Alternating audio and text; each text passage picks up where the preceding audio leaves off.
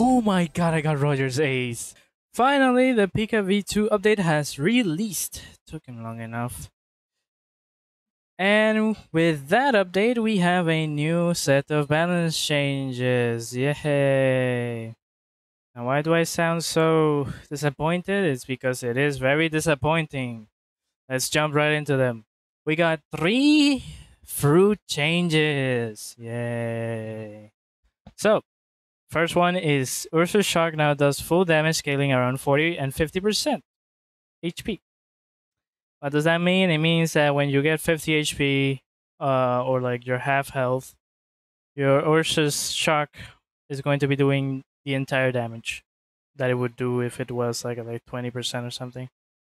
But if you want to get if you want to use this, you'd have to build around it. So you'd probably want to have low HP so that on purpose you get hit and take all the damage in the world so you can do the shock. So I find this to be pretty minor change and sort of useless. I guess this is good when you're in PvP, but well, we don't care about that. Yomi, PvP changes, we don't care. Yami, Black Hole, and Black Vortex, PvP. And we got fighting styles. Dullahan receiving a bit of a nerf, but it was mostly for PvP. The skeletons had a bit too much health in PvP, so they reduced that, and now it scales with your health. Then we have Demon Step, now Guard Breaks, Demon Flash, and PvP nerf. And also, getting burned or poisoned will reduce all your healing by 40% for the duration.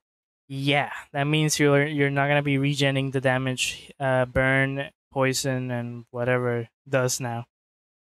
So good luck with Vara. Well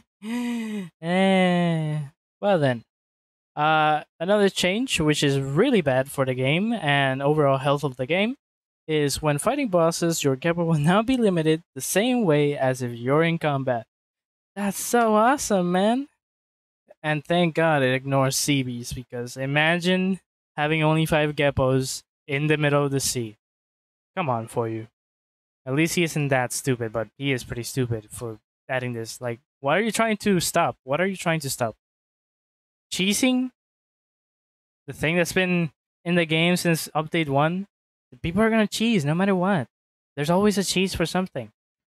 And the bosses you've been releasing recently, they're barely able to be cheesed. Like, what are you trying to stop here? It makes no sense. You're just absolutely ruining the main game, the people, the casuals that don't really want to do PvP or any of the sorts, and they don't even need to. And M1s now no longer, oh yeah, they ruined PvP basically. Now everyone's trying to relearn PvP, and they even added more stun to M1s in a later change. Perfect blocking has been adjusted, so now parrying should be a little bit easier. Now, Fighting Style V2 will remove your fruit passive. So, that means if you have Fishman V2, you're not going to be able to use your Magu, but you'll be able to swim. So, it's a win. Bosses, oh yeah, here's another horrible change. Bosses now do 5% extra damage for every additional player it's fighting. Do you know how bad 5% damage is? It's a lot of damage, okay? For every additional player, so imagine you're fighting Law, right? And you know how Law, usually you're fighting him in a public server. Just imagine the amount of damage it's going to be doing because of how many players are going to be there. Absolutely baffling and stupid. Well then, now let's go to the tier list with the thing we've all been waiting for. And here we are in the tier list. I got Pika V2. DPS wise, it is probably worse. By a very little. By very little. So, technically, if you want to have the best Pika experience, you'd want to get Pika V1 with Cyborg. And you'd have the best PVE build in the whole game. But I think Pika V2 isn't as bad as many people think. Pika V2, while it does have a more PvP side to it, it has some crazy DPS. With Pika V2, they fixed some of the issues I was complaining about. Number one being that Pika Light Lunge was pretty inconsistent in PvP. But now it is essentially guaranteed every time you use it. And I think it might be a little bit overdone, but the fact that it's the only combo extender is, well, I think it's balanced. I think they need to increase the cooldown on it, and that'll probably make it balanced. Then, the other issue I had with Pika was Pika Laser. In fact, that's the reason why I lowered it to the place it is right now, and it's not triple S tier. Because Pika Laser lasted so long, and now that NPCs block and they evasive, it is kind of an issue to have a long-lasting move because that means more time for the NPC to either block, parry, or just cancel your move. But now, Pika V2 Laser does so much damage in such a short amount of time that I don't think the NPC will be able to block in time. You see, the move lasts shorter, but it does the exact same amount of damage it did in V1. And it's faster now, so it's just better. Since it lasts shorter, that means you have like a bigger window to do more damage. In scenarios where Pika V1 would probably hit only like half of the move, Pika V2 would be hitting the entire move probably. And not just that, let's just say you didn't time it well and the NPC blocked while you were doing laser. Well, with Pika V1 you'd have to take the L, but with Pika V2 you can guard break them now with the last hit of the move. It's just an upgrade. Pika Laser is an upgrade in V2. Next, we have the removal of Mirror Kick and change into Jewels of Light. So they took Jewels of Light, the ultimate from Pika. They reduced the damage by around maybe 75%. And then they made the spread tighter and made it come out instantly with no jump. Now, I think it's better because it is more useful in every scenario compared to Pika V1 here, where it's first of all an ultimate, so it has a long cooldown. Second of all, the spread of the ultimate meant that you'd have to do it in some closed space or something like that, and you wouldn't be able to hit the entire move. But with the new Jewels of Light tighter spread from V2, you can land the entire thing. Well then, so what do I think? In terms of the position, I think it is definitely better than Mochi now with V2, and I think it deserves to be triple S tier now. The flight is the fastest thing I've ever seen in the game. You can travel 20,000 studs in game, and it'll take you like maybe 2 minutes compared to probably the 10 minutes it was gonna take you on boat, which is insane. It's so fast that the stamina consumption isn't that bad because of how fast it is. It has the same like consumption as V1, but since it's so much faster, you technically use less stamina because you take less time to get there. Now, remember that change that made it so you can only have limited geppos when fighting a boss?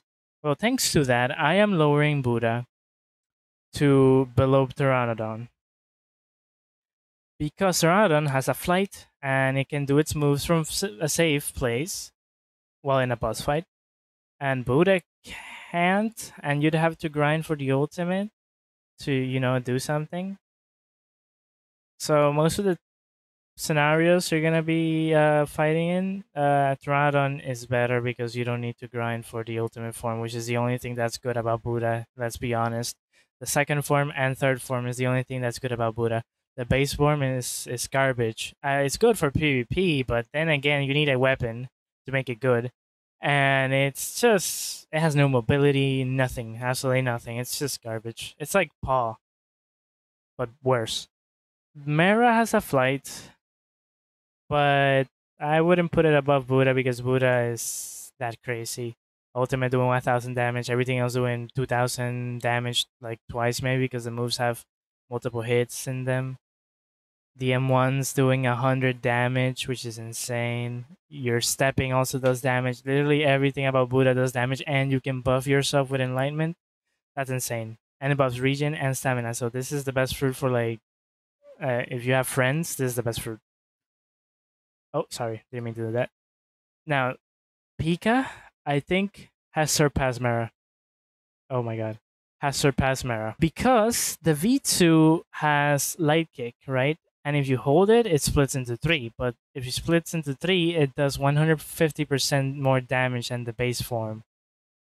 So that's gonna be doing 650 damage.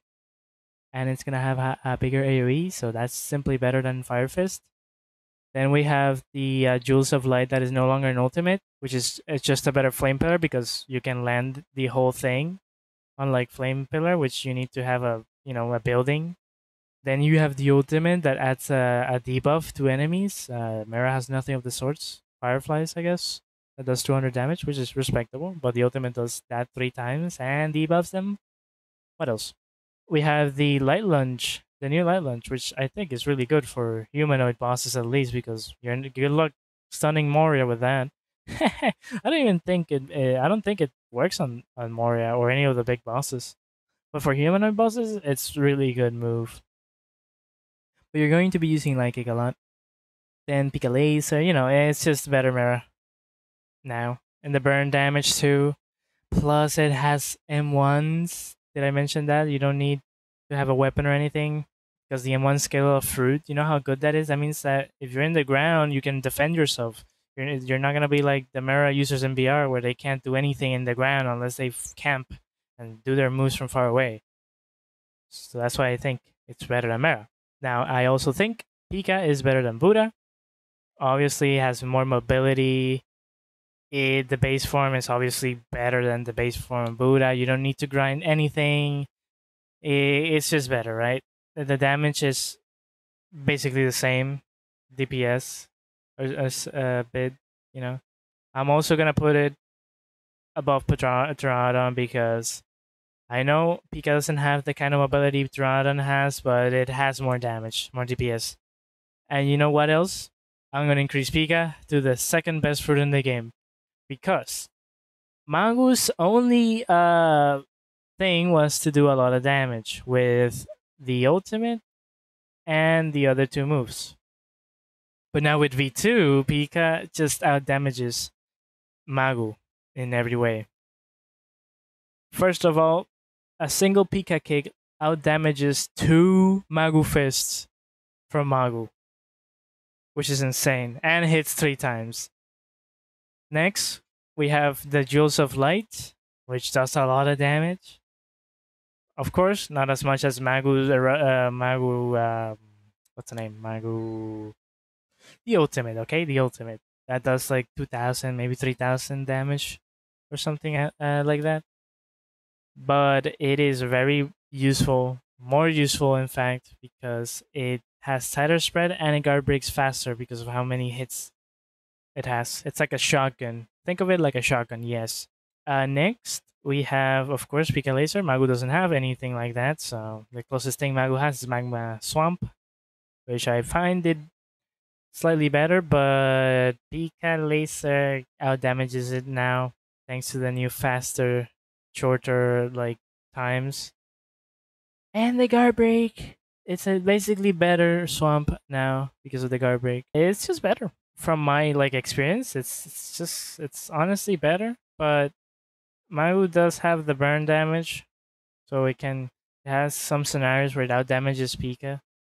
And I'm also aware that Pika V1 has better DPS, but V2 just has more useful moves. And I rather have something more useful that can, handle every situation than just be a one trick pony for lab or Krakens, Now the obtainment method is pretty garbage, but kind of worth it, honestly. The sick ass lightsaber sword you get is just worth it. And the flight is the best thing about the fruit, honestly. My favorite move to use in Pika V2. I think I'm never gonna change fruits now. Well then, this is what I think about the tier list. Nothing changed down here. Literally nothing changed. It's the same. But now Pika is second or maybe third best. It's honestly you could interchange these two. But I'm gonna put Pika V2 higher because it might get some buffs here and there, and then a nerf maybe for the PvP side.